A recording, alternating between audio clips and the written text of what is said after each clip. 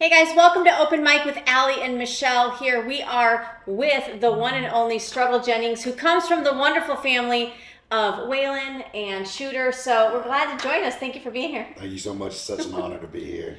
It's our honor to have you here. You're amazing. No, I'm such a fan, and I love y'all so much. Awesome. Well, thank you. I mean, I love all of your music, especially when I think it's God, We Need You Now. Yeah. My girls sing the ever-loving mess out of that song. Yeah. We have videos of us in the kitchen cooking, singing it. My 9-year-old, he was trying to rap your lyrics, and it's really cute. It's adorable. Yeah. So you are on our playlist all the time. So they just love you. So thank you for coming. It's an interesting sound. So I grew up on country music. Love good old, I'm going to give away my age here, but 80s, 90s country music. But then if you're anybody who's grown up through the 90s and you like country music, but you also like some R&B rap, yeah, you've kind of married the two. So tell us a little bit about how you came about having that sound. Where did you start from? Yeah, well, so I was an 80s baby as well. And so I loved rap, right? But country was always like a backdrop. So like my uncles and my mom and, family members, my dad, people were not only listening to country, but then Waylon being my grandfather and me getting blessed with the opportunity a few times as a child to go on tour because my mom was singing backup. That's awesome. I fell in love with the sounds and the steel guitar and, just the whole show, right, and the storytelling. But then in my era and the way I was raised and where I was growing up, rap is what spoke to me. Those were the stories that made me feel not alone or like I had something to latch on to, Right. So I was just always predominantly a rap fan. And then as I started realizing, hey, I want to do music, coming from a long line of incredible singers, I was like, yeah, maybe that ain't for me. I don't know if I can hang with them. So, rap is where my heart was, but I always had such a deep love for country music. Yeah. So in the early 2000s, when I was starting my rap career, and I just got out of jail and was a single dad with 2 kids and like doing the right thing, and it turned it around the first time I turned it around. And I was sitting there and I was like, man, we and I and everybody has sampled every Al Green song or Marvin Gaye song there is to sample. Right. We have overdone the Isleys. Overkill for sure. Yeah. So, for sure. So it was like I was listening through to some of my grandfather's old records, and I was like, he was telling the same story that I'm telling now. That's And Full circle. yeah, so I started sampling Waylon songs. Wow. And first one I did was a song called We Had It All, and it went crazy in the neighborhood. Everybody loved it, That's good. And then it wasn't until 2007 because I got caught back up in the streets and I was, running wild, and so my music has always been authentic to who I am. So at that period of time, I was pretty much the white Rick Ross. I was rapping about what I was living. That is an interesting image. Yeah. And I was rapping about what I was living, and it landed me back in prison. But around 2007, I was like, man, I sampled outlaw shit. Can I say shit on here? You can say Sure, you can say whatever you want. It's open mic. I repeat it, whatever. All right, so I sampled outlaw shit and fell in love with the record, but a lot of people were like, man, you can't do that. You can't mix country and rap. It's going to be pure suicide. Who? Yeah, said that. And most of them are country rappers now. But Right. yeah. But Trailblazing over here. Yeah, I finally dropped the record in 2010. I dropped the video in 2011, and I got arrested the day I dropped the video and did 5 years in prison. Wow. But right before I went in, I had taken a whole bunch of Waylon songs, the actual files of him singing, and chopped up a bunch of them and done a whole album called I Am Struggle. So That's a great album, you guys. If you don't have it, you need to go classic. find it. It's a classic. And listen to it. It's amazing. yeah, it's crazy. It's so crazy. Just to watch the evolution in my music, but then to go back and see where I was at back then still, so it's special. But so then that released while I was in there. And when I came home 5 years later, there's like this whole new genre, and so I kind of jumped back in, and you know, I was the first one to put a steel guitar on a rap record. I think. I love it. For sure. Nice. You know. You started a movement. Groundbreaking. Yeah. Like, was that your intention to like trailblaze that? No, or you know, I've always just done everything to like what's in my heart. okay. So music was always my therapy and my outlet and my expression. Like Right, most creatives, yeah, right? so You know? I was just doing what was true to me, and it ended up being what a lot of people needed and wanted as well.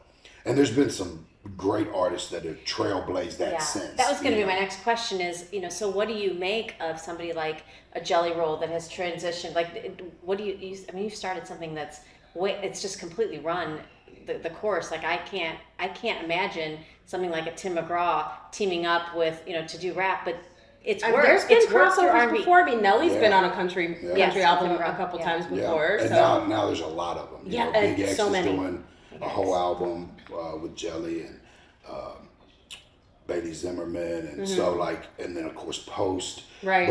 But Jelly, you know, me and Jelly have been friends for 25 years. So he was there through all of that, and he was a part of that, right? And now watching his transition into country, and now even beyond country, because he's just getting bigger Christian and bigger. music too, yeah. Watching that has just been so amazing, you know, because I mean, the guy slept on my couch for years. We went through a lot of things. We buried a bunch of friends together. We buried the mother of my kids, you know, just numerous people, and through prison sentences and court hearings, and you know, we've been there for each other. So, Right. and he's been a huge inspiration and a big support system for me. So, always hats off and all the flowers to Jelly. Yeah. And I'm so proud of him. There's enough room for a lot of success. So you have to explain to me, you're considered an outlaw, and Yeah. that's what you consider yourself, outlaw in the music industry. So what does that term mean to you? Because Yeah. I think it's fitting. kind of cross different gamuts. Like Allie and I may be considered outlaws in politics. Oh, you 'cause- are. yeah, or for sure. you know, what does Yeah. that mean to you? Like, Well, it's the same thing. I mean, you know, it's somebody that doesn't stay within the barriers of society or what's supposed to be. You know, like it doesn't allow somebody to put them in a box or be told what they have to do. You know, I almost fell victim over the course of the last year because I had a lot of people in my ear saying, "Hey, if you want to be in the country industry, you got to just completely put the rap down." Oh wow. You know, but Brandon Gilbert told me, "Don't forget to dance with the girl that brought you to the party." Hey, that's great advice. so- That is great advice. But you know, it is harder being an outlaw, right? Yeah. As far as you know, I don't have the help or the push of a major label, but we have real, true, honest fans and the common people that really they feel the same way as we do. They're just either told they're not allowed to feel that way, or they're tricked into thinking that it's wrong. And I think that's really what an outlaw is doing what's right in their heart and not what they're told is right. I like that. We kind of feel that way, and we've noticed too. A lot of times when you are the sharpest tip of the spear in your circle of influence, and you're trailblazing, it almost feels like you're taking all the heat. Oh yeah. Yes. And have you ever felt that way? What are some of like the negative sides of you being the trailblazer that you are in this industry? I feel that way all the time because, you know, even people that you love and respect, they either look at you as competition or, you know, there becomes either they're standing behind you expecting you to take all those shots and them get in with you, or, you know, they're figuring out some way to Undermine it somehow. undermine it or go around it and not have to, which is fine. A trailblazer's gonna take the fire and put it out so everybody else doesn't have to feel the flame. either way, Right. right? Either way. Yeah, so I felt it a lot, you know, especially through 2020, you know, with God We Need You Now and the records that I was doing. It was really before there was like the MAGA rap stuff. Right. Right. You know, and I wasn't meaning it to be political. I was meaning it to be like, hey man, I'm looking around and my eyes are opening right now, and I'm seeing that this ain't what it is. This is not cool. Right. And this is how I feel, you know, and this is what God is putting on my heart. And there was a lot of people, even in my own circle, that were like, "Oh man, you don't need to drop that record, bro." Like, you're gonna get... And I did, you know, I got my whole Instagram got shadow banned and We're still blocked. shadow banned. Yeah, I watched posts my story posts go from, 20, 30,000 views on each story to like 200. Yeah. Like they crushed it. They That's killed currently my- me right now on X. I don't understand why. Elon, can we fix this? Thank you. Can you fix this, please? Yeah. You touched just a little bit on your faith, and I think for a long time we've been told, just in culture, that two things you don't talk about are faith and politics. And I thought, well, Or faith in music mostly. yeah, unless nobody's you're going to like Christian. us, because Right. those are two things I think we have to talk about. Right. We have to at least be able to be free to talk about that. What was that journey like, and how does it now make its way into your music and your creative ability? What's crazy, and I love that you said, I just literally got cold chills. For so long, I stood on the fact that my music was authentic to myself. But I had that same mentality. Like, I'm not going to talk about politics, religion, or sports, or, All the divisive stuff. all the divisive stuff. Right. And my reasoning was right? Because I was like, there might be a Muslim, or there might be a Democrat, or there might be somebody that's going through a drug addiction, or a divorce, or haven't seen their kids in a while, or facing a prison sentence, or just coming home from prison, and they need to hear my message regardless what their belief system is, Right. Because we all need it, and we all need change, and we all need a light. And so I steered away from it as long as I could, and just tried to make it about the music and the message until that became the message, to where it was on my heart, like, no, I'm a warrior for Christ, and I have to say something, or I'm just as much a part of the problem. Right. Well, he gave you the gift. So, Yeah. I mean, who's supposed to get the glory out of that? For sure. You? No. And here's what I love about it in learning about your story is Yeah. that you have the perfect transition story bringing people to Christ, because it's not something that we're not perfect. No. That walk is not perfect. There are stumbling blocks every day. Every day. It seems like we fall short, but you are a true testimony to, clinging to that faith to keep trying for the next day. Which what got me through it, right? Like, Yeah. I went to prison in 2011 for selling drugs, and I was facing a lot of time. I got a 13-year sentence in the state and a 5-year sentence in the feds, run together. And as soon as I left, my wife at the time and the mother of my kids, she got addicted back on drugs. We had her clean and sober, and she got, she crashed when I went in. And my kids ended up in foster care. My daughters were molested. The mother of my kids ended up dying from an overdose. And as I was coming out, and my children are in foster care, and I've watched all that they went through, and had to really come to the terms that it was my fault, right? I had to take accountability as a man for the decisions that I made that created the situation. Because for so long, I was living by those irrational beliefs that were like, oh, you feed the fan by any means necessary. It's okay to do wrong if it's for the right reason, right? My path to prison was paved with good intentions, but it was still wrong. And I had to take full accountability and go, it wasn't the police, it wasn't the guy that I snitched on me, it wasn't, it was me, and I'm the problem. And how do I fix this? While I was in prison, I was like, I can try, because we have control issues as men, right? Try to still control what's going on, but I couldn't control what was going on outside of those walls. Right. The only thing I could control is myself, what I did with that situation, and who I became. And if I let that be the way this story was told, and my love for God, and my love for my children and my family and my loved ones and my friends, I buckled down, and I went in there and completely turned it around. I lost 100-something pounds in prison, and probably 1,000 pounds of other baggage. Right, Sure, exactly. And I came out with such a light and so ready. And I got out, I got custody of my kids. I fought like hell. I buckled down. I did the right thing. And God brought me through all of it. He just, we say we let go a lot, but until you completely surrender and you really let go and go, okay, cool. Like, I don't know what this is going to look like. Yeah. And what I want might not be what you want for me. It's So it's like, whatever's in your will, God, just let it be, and I'm going to trust you and have faith in you. My grandmother, Jessie Coulter, who's an amazing artist as well, she had planted that seed, and her mother was a Pentecostal preacher in the mountains of Arizona back when women couldn't speak in church. Yeah. And she was like deemed being crazy because she'd take people up to the mountains and pray over them and heal them, right? Wow. And What an anointing. I know, right? yeah, so my grandmother always told me that. Like, she was like, "You are the seed of the righteous, and you have a special anointing, but don't take it for granted." You know. And Oh God, yeah, because that anointing can be removed just like that, baby. oh yeah, and I played with it. You know, there was plenty of times when I was in deadly situations and facing, you know, tons of years in prison, or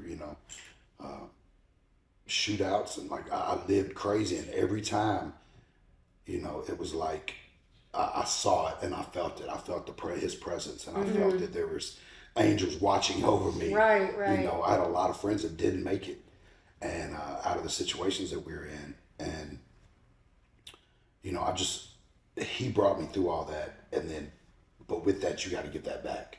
You know, and I feel like I give him glory in everything I do. Yeah. You know, even sometimes when I'm writing a song and I may be getting a little saucy, a little spicy in it, I try to always bring that light of redemption to it. And especially in my music, I try to give that inspiration. And even if I said I did this, and this, I'm not going to say that without telling you this, The and redemption this side. happened. Right, absolutely. Yeah. Well, and you touched on a little bit, you know, taking accountability as a man.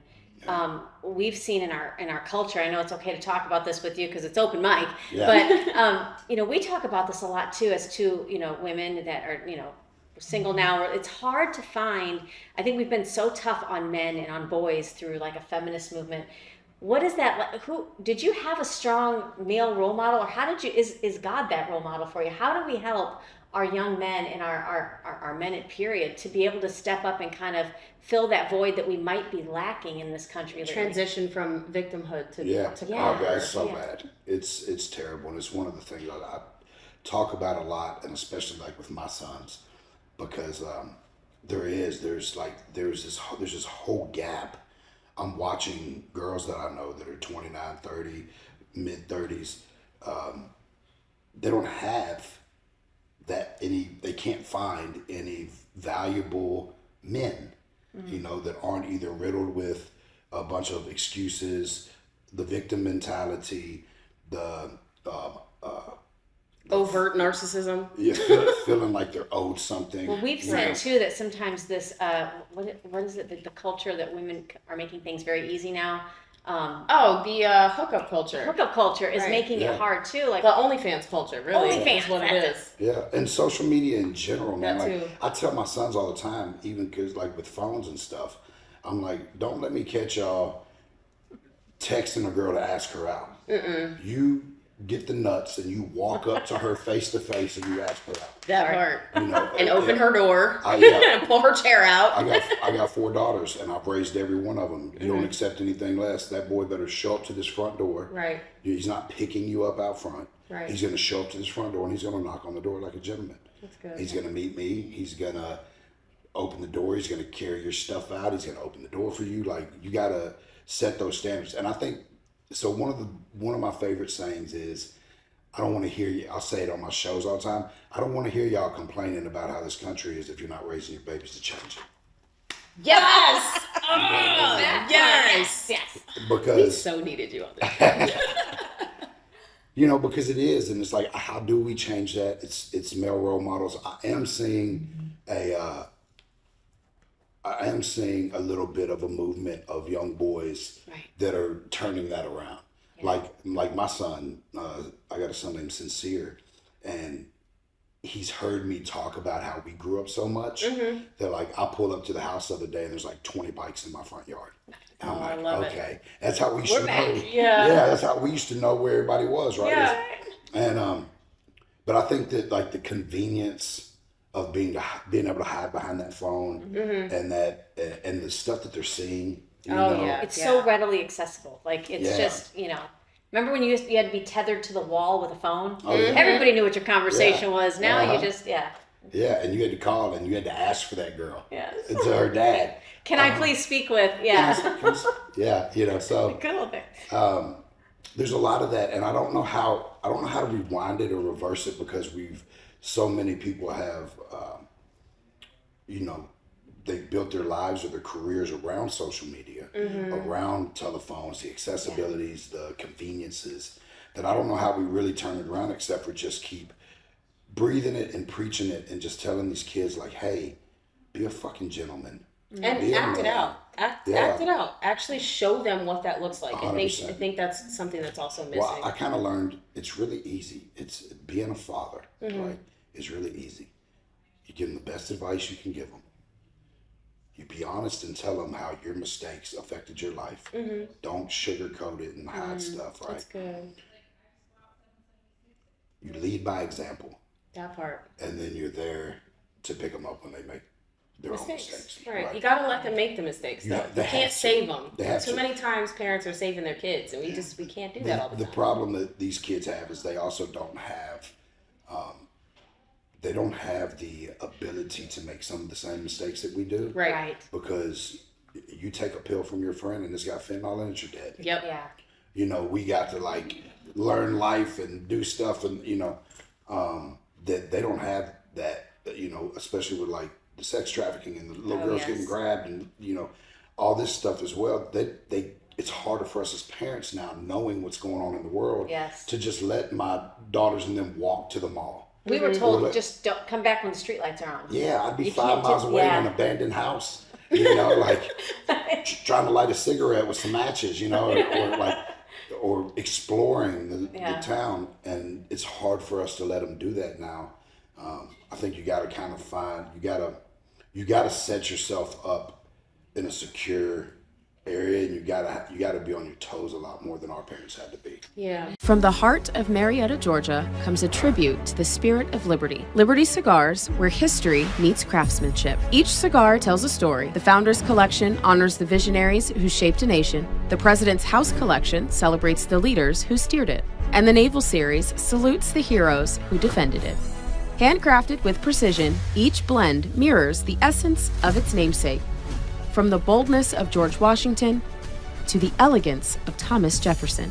Indulge in a moment of reflection. Light a Liberty cigar and savor the legacy. Discover your story at libertycigars.com, because every great nation deserves a great cigar. Liberty Cigars, smoke the history. And don't forget to use promo code OPENMIC for 10% off your order. Well, and I kind of want to bring this back a little bit back around to like your unapologetic stance on like liberty and freedom and this country and your spirituality, your Christianity. What would you say to your critics that think that your music is way too controversial? Don't listen to it. Turn the channel. That's all I'm saying. You're gonna find out. Right.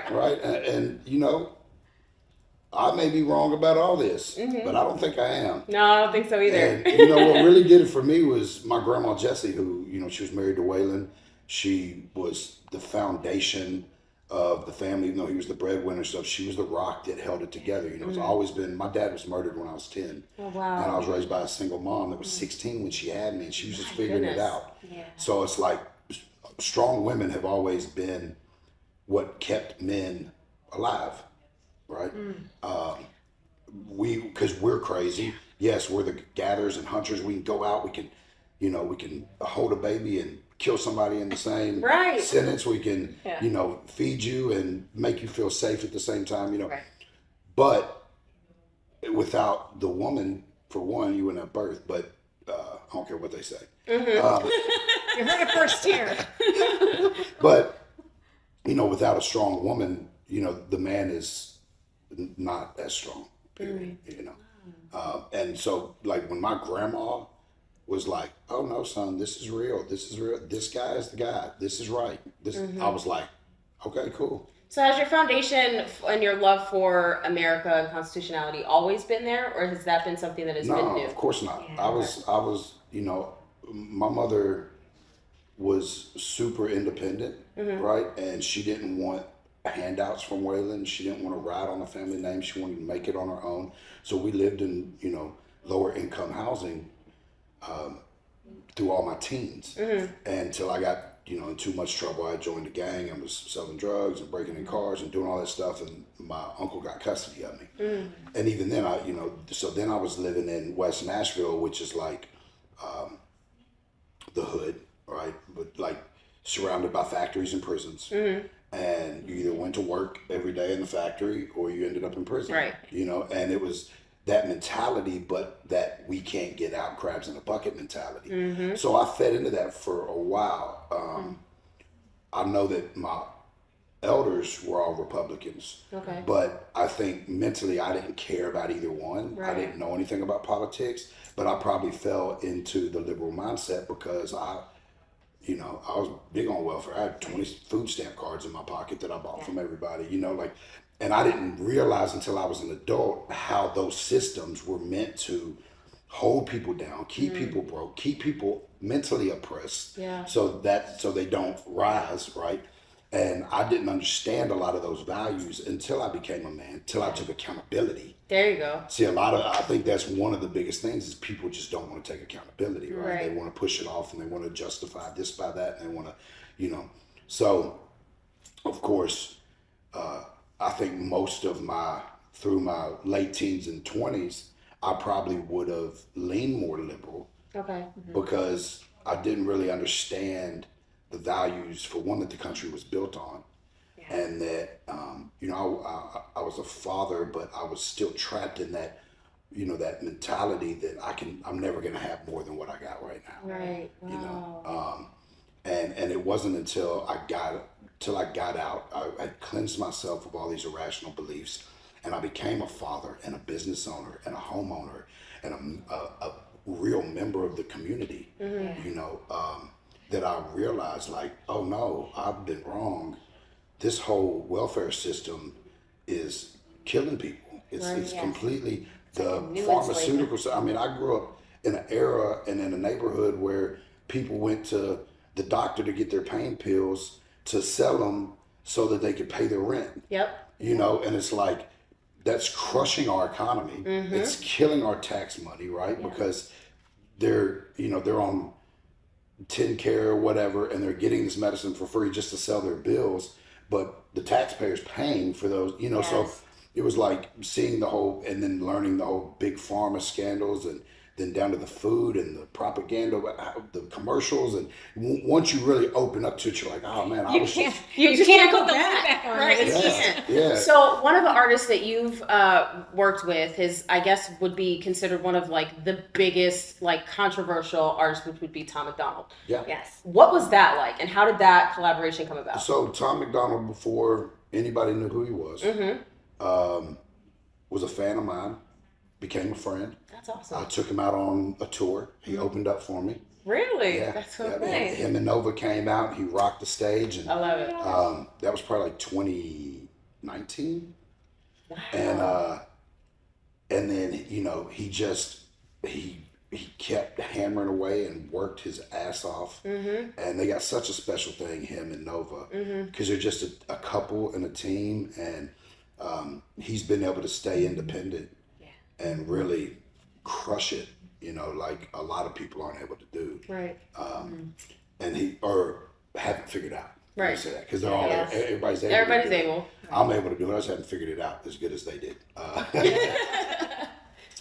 Because I went through phases too, where it's like, oh no, I'm gonna sign with a label. No, I don't want to sign with a label. Oh, I want to be in stadiums and do this. No, I don't know if I really want to do that. I want to still ride around with the windows rolled down and go to the grocery store and pick out my own fucking vegetables. Right. There you go. Like, I want to build, life, I want to build generational wealth, and I want to reach heights to show my children that things are possible. Yes. But I also don't want to have to sacrifice my integrity, who I am, or change the.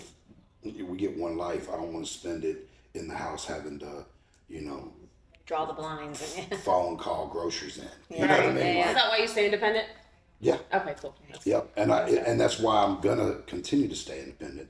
I danced with last year the thought of going with a label and breaking into country and getting country radio, and it'd be so great to hear my songs on the radio. But there's so much also that can come with it if you're not careful. You go be around him for a few days and see if you really want that. Yeah. Like there's a lot to that, and there's a lot, and he's working his ass off and he's crushing it. But there is a lot to that, and I kind of like my privacy, and I kind of like being able to move around my community, and I kind of like being able to do some things that a lot of big artists don't get to do. You're right. Stay local and accessible. That's Yeah. good to your fans. I like that. And I don't want anybody telling me, not that Jelly lets anybody tell him, because he's not. He's staying true to himself. But Yeah. not letting anybody tell me what I can and can't say. Like this, I'll tell y'all here first. I haven't told anybody this yet, except for my internal team. Exclusive. Yeah. But they told me so much that I had to stick with one genre if I wanted to really have that kind of career, that I'm dropping a country album and a rap album on the same day. You know, later this year, and it's gonna be like, hey, you know, I know that some of the industry people might be upset about this, but this is my career and my life, and y'all are my fans, and I know that a lot of my rap fans have been starving. Some of them have transferred over and they love my country stuff, but a lot of them just ain't country fans. Right. You know, and they're wanting to hear that music again that that they latched onto, that got them through those hard times. Yes, and probably same with country. Like there's people that just want. I love that you don't want to be stuck in a box. That's like the main thing. So many artists are told that they have to stay in a specific genre. They can't go outside. But if you are an actual creative and all of these things come to your mind, regardless of whether it's your mood or what you're seeing on TV or what you're seeing in the world or what you're experiencing, and you're able to put that in different I guess genres of music or different platforms, why shouldn't you be able to do that? Do you have any advice for the independent artists that are looking at trying to do something like that? You don't try to be what people get so caught up over numbers. Yeah. Right, that they think that's the reality. So like, say I really love my dog Simba, but when I post a picture of me and my dog Simba, it only gets 100 likes. But I post a picture in the bar toasting a glass of tequila and it gets 10,000 likes. Am I gonna just start going and drinking every night so that I can get those likes? I would Or hope am not. I, you know what I mean? That's right. I get it. And then maybe that's a weird way to put it, but it's like I think people get caught up so much in what they think is gonna make them big. Yeah. Instead of just be true to yourself, and if it's gonna happen, it's gonna happen. If you stick to your guns and you have faith and hard work, and you believe in yourself, and you keep pushing, you're gonna get exactly what God has intended for you. I love that. You know, I know we're talking specifically about the music industry, but this could be for anything really. You look at independent journalism. You look at whether it's you're trying to climb the ladder in sports or corporate. Everything can kind of be summed up in the way you just described it. It's not just the music industry; it's a lot of different industries. What's the songwriting process like for you? Like, do you have to go away on a deserted island to really get that? No. Is it driving on the way to the supermarket? It's everywhere. It's everywhere. It's in my head at all times. Yeah. I wrote half a song sitting here with y'all. No, I'm playing. I'm excited. I want to hear it. Am I on it? What are we doing? But it's whatever I'm feeling that day, and like what the emotions are and what comes. Like, I just got the last year and a half I've been writing with other songwriters, because for so long being a rapper, you just write all your own stuff. Right.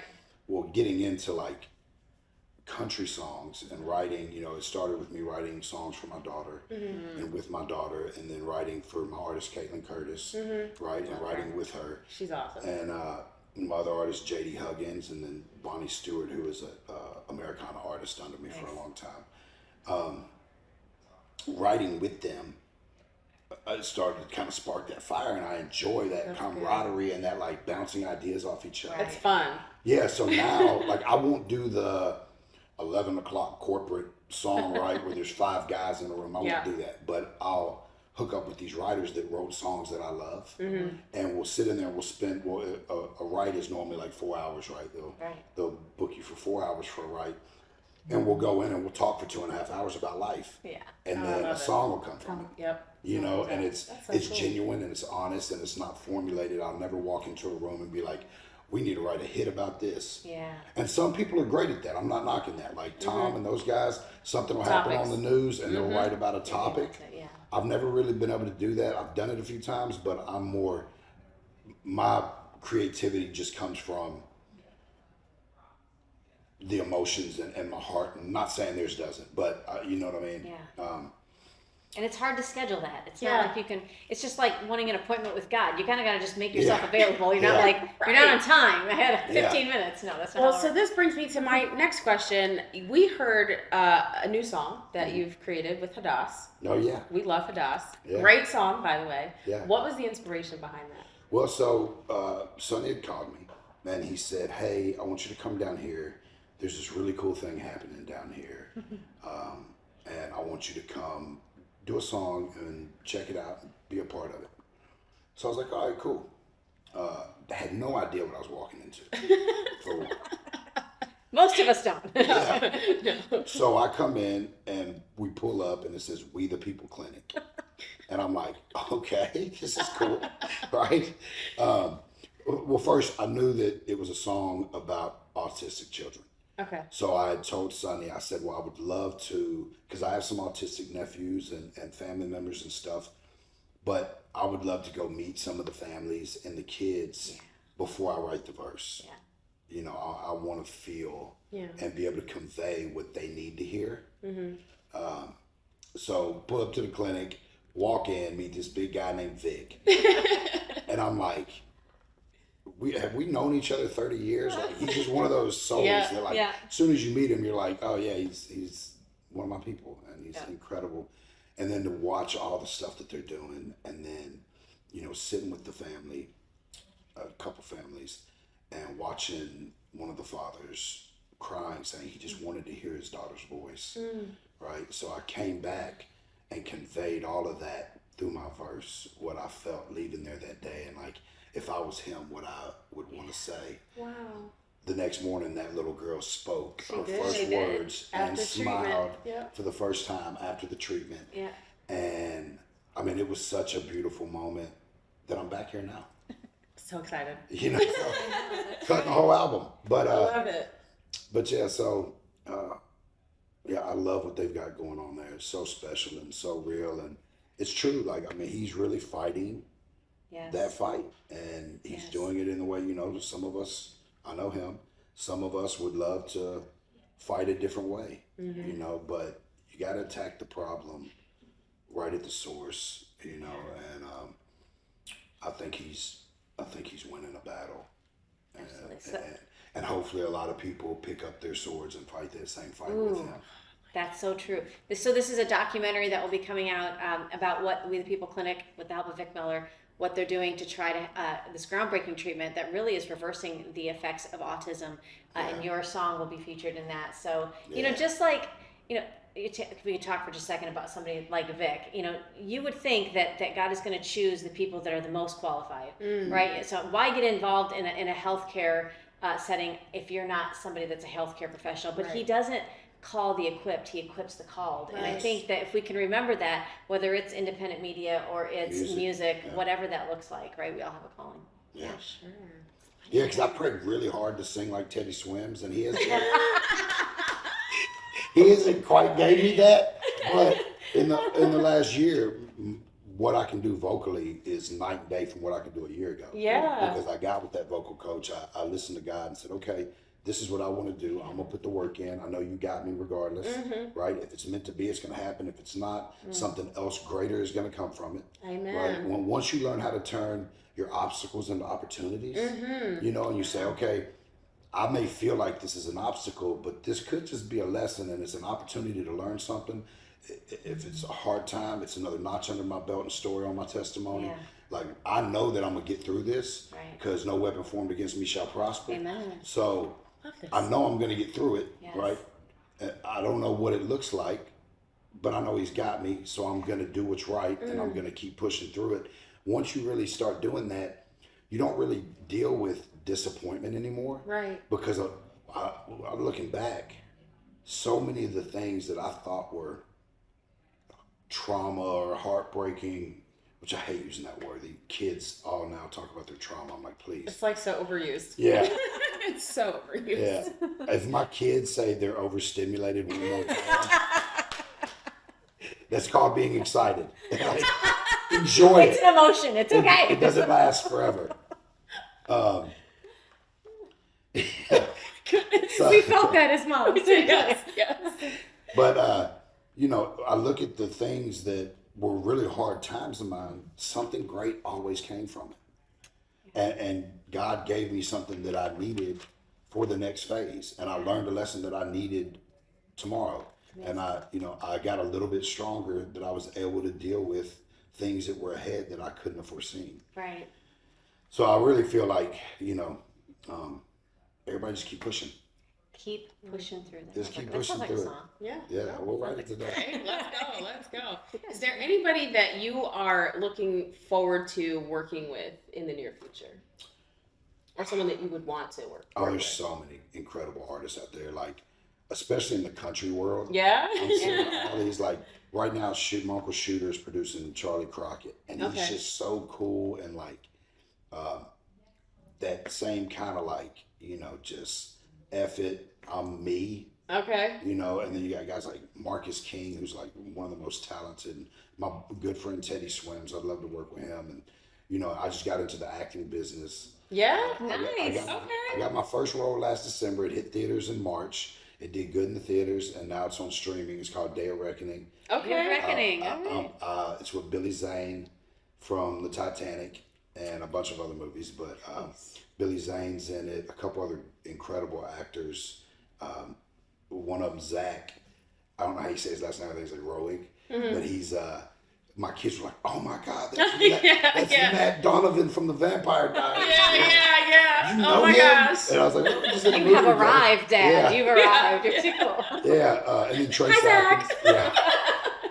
And then Trace Atkins is in it. I play one of his goons, and Of course you do. yeah, Typecasted. yeah. I got to kick in some doors and shoot some guns, and Nice. might or might not have got killed. I don't know. We'll see if there's a part 2, but Okay. it's implemented that I got shot. But Nice. Yellow Wolf's in it with me. One of my dear friends. No way! He crushed. He's such a good No actor. way! I can't believe you just brought up Yellow Wolf. That's Okay. Yeah. I'm a fan. I like him. He's great. He's one of my lifelong friends. Him and Jelly are probably my 2 oldest friends. I got Daddy's Lambo playing in my head right now. Like, I'm just like, wait, why? Yeah.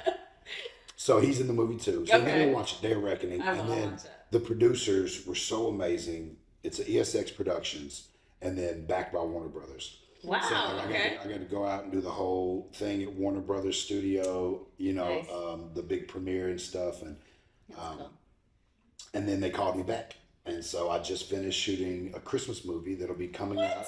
Yeah, I just finished a Christmas movie. Are you Santa Claus? No. I play security for a guy, but I got like 20 lines in the movie. That's good. This one was like speaking roles. Okay. Nice. So it was really cool, and that's always been a dream of mine. What was that transition like, going from music to movie? Well, it's all the same, right? You're still an yeah. entertainer, and it's always nervous. It's just like when I transitioned, or not transitioned, but when I went from being a rapper and being at this pinnacle of I'm comfortable rapping. I know what I can do. Nobody can do what I do. Nobody has my bars. Nobody has my voice or my tone. Or, I stand alone, and I've reached a pinnacle of what I can do rapping. I've been doing it a long time. I'm good at it. Well, then going into singing, it was like starting all over again. Right. Right? And learning, the notes and how to carry and where to even sing from. And it was just completely different. And then now acting is kind of like starting over again too. But God's given me the strength to lift up and do all of them. Gotta find your legs. Yeah. And I had so much fun, and they told me I was a natural, and they're like, "Oh my God, I can't believe this." I can see that. Okay. I Yeah, can see that. Yeah, Yeah. so it was amazing. And Dwayne Johnson The Rock has been one of my biggest supporters Really? for probably the last 7-8 years. That's awesome. The most inspirational, sweet DMs. Posted me comments on my stuff, and we talked a bunch in the DMs. And about 8-9 months ago, he was like, "Dude, I don't know what we're doing. Here's my phone number." And so I got to send him a picture of my SAG card when I got it. Yeah. And he just sends Nice. me. He sends me the sweetest, most inspirational messages. He's big on. He doesn't text much. He'll actually do a voice note. This one. I do voice notes. Yeah. Like, how do you do that? What are you pushing? Yeah. Too long for me to text you. When I do it, and I start talking, and starts typing words I don't even know what they are. I'm like, that's not what I said. Okay, AI, calm down.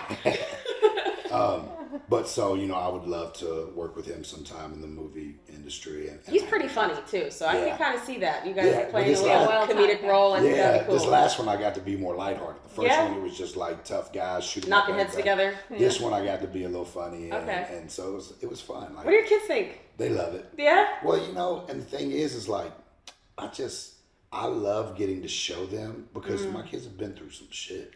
Yeah. You know, my 3 youngest, they lost their mother to drug overdose. When I went to prison, they were dragged through the hood, through trap houses, ended up in foster care, bounced around in different foster homes. You know, my 20-year-old daughter, Innocent, she was 5 when I went to prison. You know, I'd call home from jail and she'd be crying because her mom was passed out. It was 5 o'clock in the afternoon. Her siblings hadn't ate. And I had to teach her how to make macaroni and cheese from a jail phone, right? Baby. That girl graduated with 3.9, 6 months early last year. Oh my gosh. She went to Western Kentucky.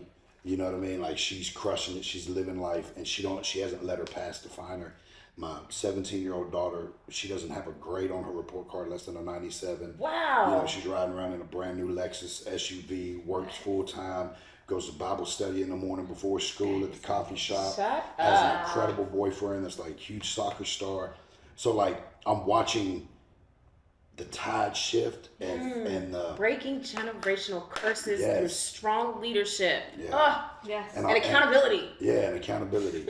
You know, and I get to wear the badge. Like, yeah, okay. I did that. I did this by making that decision to turn it around and getting out and manning the fuck up, making the sacrifices, making the decisions to change, and being there for those babies and giving them a strong foundation and somebody to fucking look up to, somebody to say, my dad works really hard and he really believes in God and he loves us enough that he didn't keep going back to that. Can we clone you?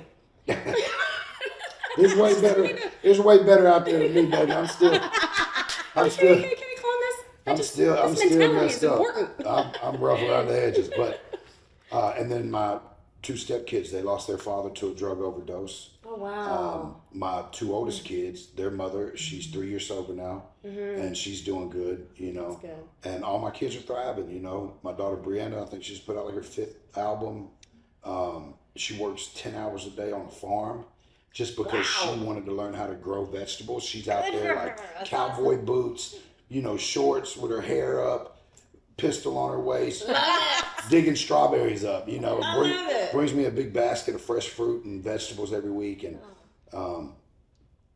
you know, one of my sons is boxing, the other son's playing football. My other daughter, I got one that's she's a little feisty. I mean, with a dad I like mean- you, Yeah. I would not.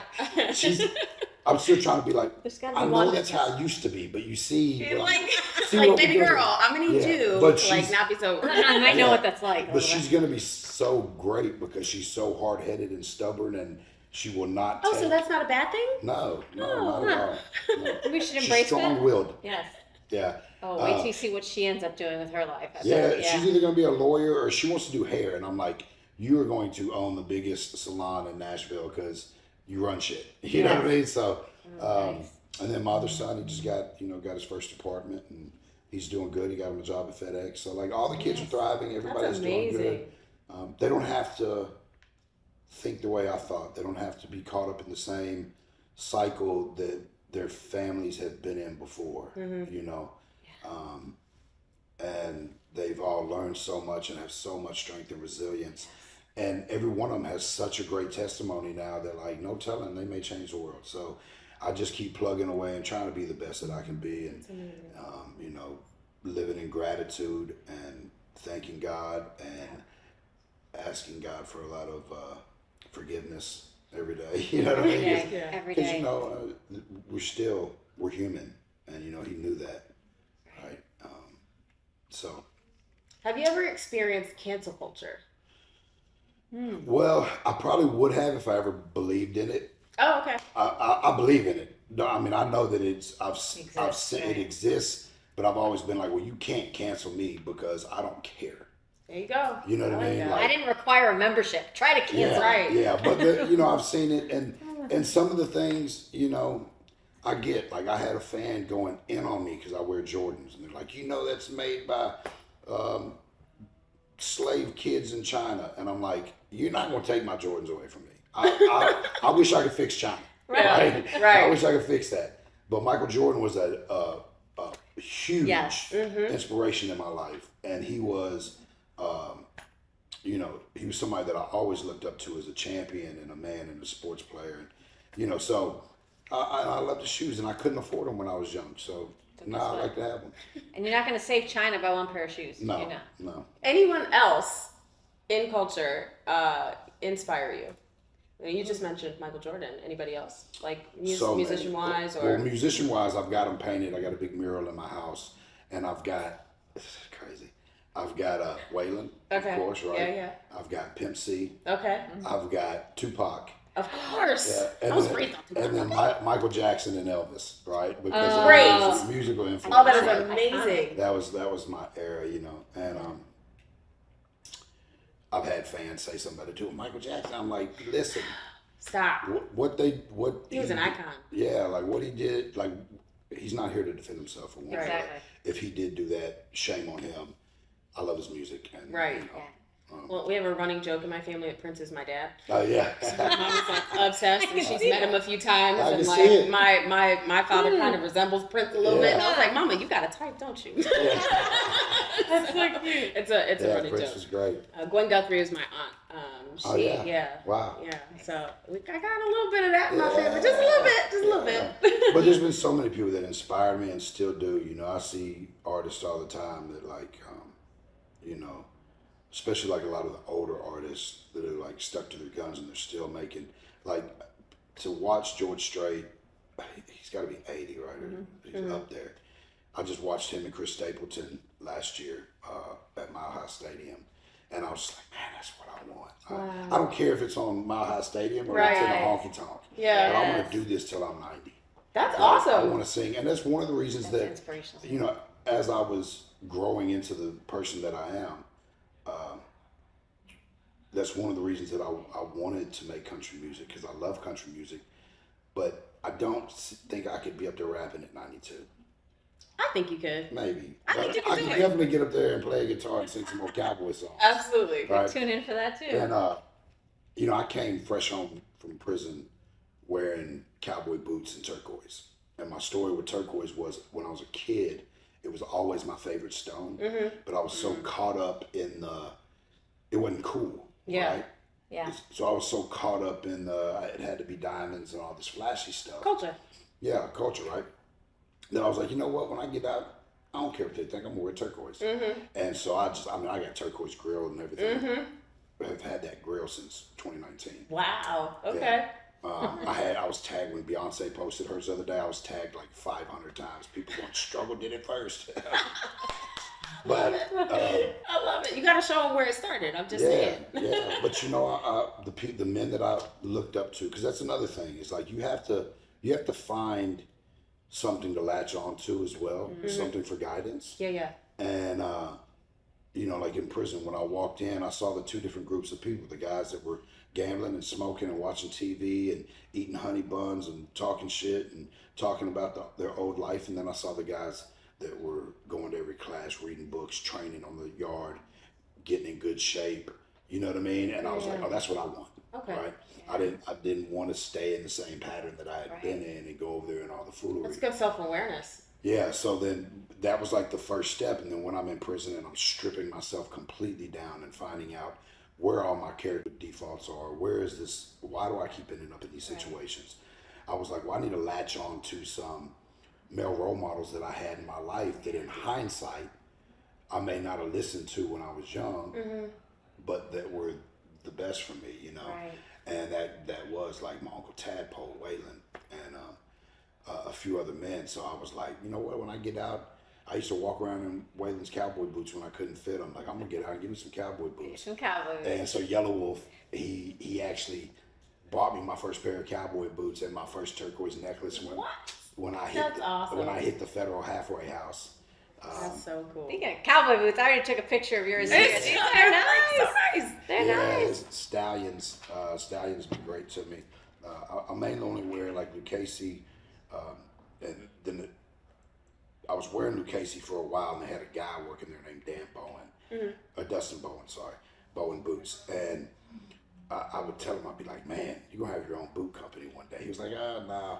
About 6 months later, he hit me like, hey, man, I'm opening my own boot. You're prophetic. Look at that. Look at that. Speaking into people. I love it. So he does a lot of customs for me. And then I found some stallions that I loved. And they were these snakeskin, and they were just built so good. And a boot dealer that I know had posted these boots online. And I was like, man, I want those boots. And he was like, man, they're half a size too small for you. And I was like, man, I really love them. I was like, I got a pair of Stallions. He was like, well, let me reach out to Stallion. Stallion made these for me in weeks. Oh, wow. So that I could have them for That a tour. kind of hookup. Yeah. Nice. I mean, they showed me so much love, and that's something that somebody like Luke Casey would have never done for me. Okay. So then I was like, okay, well, now I'm wearing Stallions. Yes, absolutely. And I wear a few other boot companies, but like Bowen boots and Stallions are my go-to for sure. Awesome. This has been so inspirational. I think not just hearing more about your story, your testimony really, but to hear you speak words of encouragement. Again, I think everybody can take something away from that. So hopefully there's something maybe in your heart that you're dreaming about or that you want to do, or maybe you're looking to break that generational curse, whether Right. you're male or female. We're all trying to do better. Yeah. And I think we don't have to stay in that victim mentality, right? It starts with you. Ooh, it starts with you. It starts with you. It really does. Like if you want to see change in your family and in what your family's been having, you gotta start. Mm-hmm. And you gotta make that way. You gotta push and believe when everything tells you there's nothing to believe in. And you gotta push when everybody tells you that you can't move it. You know, just keep trying to move the mountains. And That's amazing. That's amazing. Your story is incredible. Incredible. Struggle. We I'm didn't really so get into glad. it. I know. We're gonna wait. There'll be part two. Then There'll be we'll have part to come two. back for part two, guys. Thank you for joining us on Open Mic. That's And a listen, wrap for if you today. have any questions that you would like to ask Struggle that maybe Yeah. we didn't touch on, please reach out to us at contact@openmicladies.com and we'll get those questions to Struggle and we'll do a part 2 with him. Thank you guys so much for joining Open Mic. Make sure you like, share, and subscribe, and let everybody know that he is your favorite artist, okay? Go watch the movie, go get his albums, play it loud with the windows down. It's hot outside, it's summer, come on. Thank you. All right, we'll see you guys later. Bye. You're amazing. Did you ever wonder what happened to the Drudge Report? During the 2016 presidential election, Matt Drudge was one of President Trump's most vehement, adamant supporters. He was promoting Donald Trump really since the escalator, okay? And he remained steadfast. He and his site remained steadfast throughout the primaries. They ripping on Ted Cruz, ripping on John Kasich, ripping on everybody, and focusing on getting President Trump the nomination. Of course, after he got the nomination and then won the general election, Matt Drudge and the Drudge Report remained fairly true to President Trump, but things started changing pretty quickly. And all of a sudden, we started seeing a rapid shift from being pro-Trump to being very vehemently anti-Trump. Now, prior to this, there was a lot of speculation because there seemed to be a lot of Bernie love, oddly enough, didn't seem to fit for a pro-Trump site. Now, there have been a lot of theories, and I'm going to share mine with you. Let's go through some of the ones that are most popular. Some say that Matt sold the site, that he's no longer involved with Drudge Report. Others say that he's involved, but that the site was owned or is now owned by the Chinese Communist Party or some members of the globalist elite cabal or the deep state or the Democrats or whoever. I've heard those rumors as well. My theory, and there are others, to be fair, my theory, which is based upon nothing but speculation, is that from the very beginning, Matt Drudge has always been a progressive. He's always been a leftist. And you could see this even before the 2016 election. I think you could see hints of this throughout. And what happened was he had found his niche decades ago. He found a very high-quality money-making niche within conservative media, and he stuck with it. And it built him power, it built him a whole lot of money. And he thought, I'm going to play conservative. He hired some great conservatives like Andrew Breitbart and the like. But I think that after the 2016 election, after President Trump won, and after he started getting blamed, quote unquote, blamed by legacy media, the Washington Post was talking about it. A lot of people were saying how really the Drudge Report was one of the biggest reasons that President Trump won. I think that Drudge had been living a lie the entire time and decided, you know what, I can't do this anymore. I made enough money. Let's go ahead and shift over and show my true colors as a Bernie bro. And I think that's what happened. I could be wrong. But either way, it doesn't matter. Point the reason I bring it up is because Patriot.tv is more than just a place for shows. We are turning it into essentially a Drudge alternative, a place where you can see content from multiple sources available right there for you to browse and get a true conservative perspective. So check it out. Go to Patriot.tv. That's Patriot.tv and see what we're doing today.